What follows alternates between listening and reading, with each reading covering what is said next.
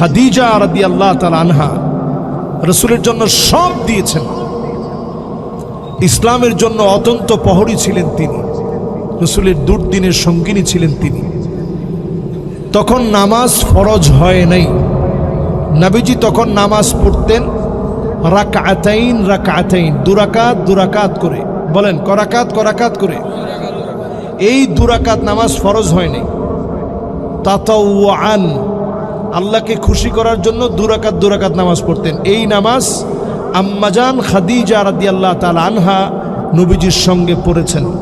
পর্দা তখন ফরজ হয় নাই, হজের বিষয় তখন আল্লাহ তাআলা ফরজ করেন নাই, যে বিষয়গুলো বলা হয়েছে একটাও তখনও ফরজ হয় নাই। তবে এই বিষয়টার উপস্থাপন ভঙ্গি আরো সুন্দর হতে পারত। এরকম যেন না হয় এক ওয়াক্ত নামাজ পড়ে নাই, একটা রোজা রাখে নাই, এটার ভঙ্গিটা এরকম না হয়ে, কারণ ওয়াজের ভঙ্গি তো এক এক সময় এক এক রকম হয়, স্বাভাবিক না?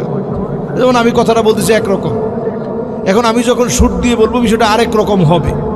তবে খেয়াল রাখতে হবে, আম্মাজানদের ক্ষেত্রে কথা বলার ক্ষেত্রে অত্যন্ত সাবধানতা অবলম্বন করে কথা বলতে হবে। এটা সাধারণ বিষয় না। উনি বুঝাতে চেয়েছিলেন যে বিষয়টা অত্যন্ত সুন্দর, কিন্তু সুন্দর বিষয়টা হয়তো উপস্থাপন ভঙ্গিতে কিছু ঝামেলা হওয়াতে কেউ সমালোচনা করতে গিয়ে উনার মা তুলে যদি গালি দেওয়া হয়, গালি দেওয়াটা সম্পূর্ণ ফাসেকি। এই ফাসেকি কাজ এটা করা, এটা মুসলমানের জন্য কোনোভাবেই উচিত হতে পারে না। গালি দেওয়া এটা ফাসেকি কাজ, ফাসেকরা গালি দেয়। মুনাফিকদের চরিত্রের অনন্য চরিত্র হচ্ছে ইদা খাসামা ফাজার, যখন তারা রেগে যায় তখন গালি দেয়। তো যদি কেউ মনে করেন এবং বলে থাকেন যে গালি দিয়ে ফেলছে উনি, এটা ওনার স্বভাব অথবা এলাকার আঞ্চলিকতায় উনি গালি দিয়ে ফেলছে, না, আঞ্চলিকতা বলেই আপনি গালি দিতে পারবেন না। গালি দেওয়াটা ফাসেকি। জোরে বলেন কি?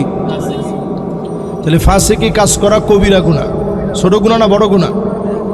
এই কবিরা গুনার সাথে সম্পৃক্ত হওয়া এটা তওবার শামিল। এজন্য উনি মুরব্বী মানুষ, আমাদের সকলের শ্রদ্ধাভাজন। আরেকটা বিষয় না বললে না, উনি সরাসরি আমার আব্বার উস্তাদ, যিনি গালিটা দিচ্ছেন, মুহিবুল্লাহ বাবুনগরী হাফিজাহুল্লাহ ওয়া রাআহ। আমি শ্রদ্ধা রেখে বলি, উনি আমার আব্বার উস্তাদ। আমার আব্বা ওনার কাছে বাবুনগর মাদ্রাসায় পড়ছেন। তো উনি অত্যন্ত বড় মাপের আলেম, ওনার পুরো খানদান অনেক বড় আলেম। এখন হুজুর রাগের মাথায় সন্তানদেরকে অনেক সময় বাপ অনেক কিছু বলে ফেলে।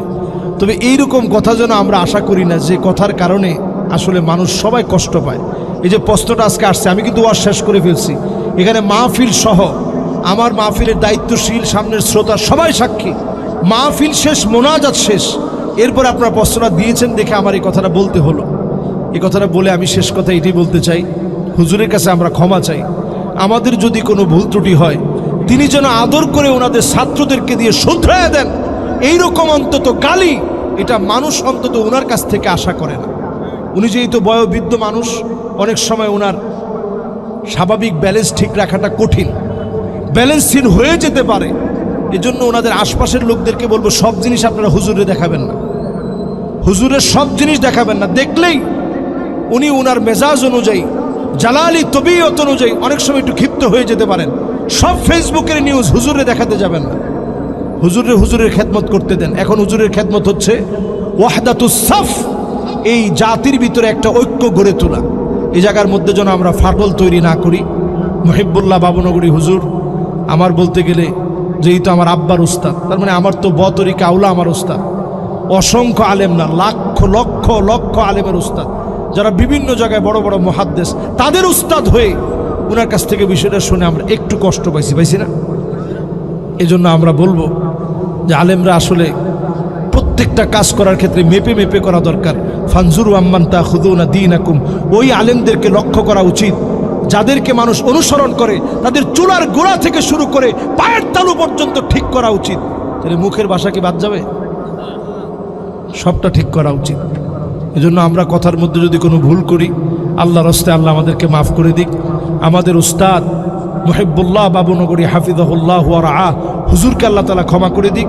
আমাদের কথা যেন মার্জিত হয়, সুন্দর ভাষাভাষী হয়ে আমরা যেন ফাসিহুল লিসান হতে পারি, সুন্দর ভাষায় বাকপটুতার সঙ্গে আমরা যেন কথা বলতে পারি। আল্লাহ যেন তৌফিক দান করেন, পড়ে না আমিন।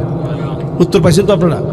এই জন্য আমরা নিজেরাও গালাগালি না করি, কাদা সুরাসুরি না করি, ওনারও আমরা মন থেকে দোয়া করি ওনার জন্য যে উনি যেন ঠিকঠাকভাবে সুন্দরভাবে জাতির নেতৃত্ব দেয়। উনি আমাদের জাতির রাহবার, আল্লাহ যেন ওনাকে এই সময় কবুল করেন, কোনো ফিতনা যেন তৈরি না হয়। আমিন। আসসালামু আলাইকুম ওয়া রাহমাতুল্লাহি ওয়া বারাকাতুহু।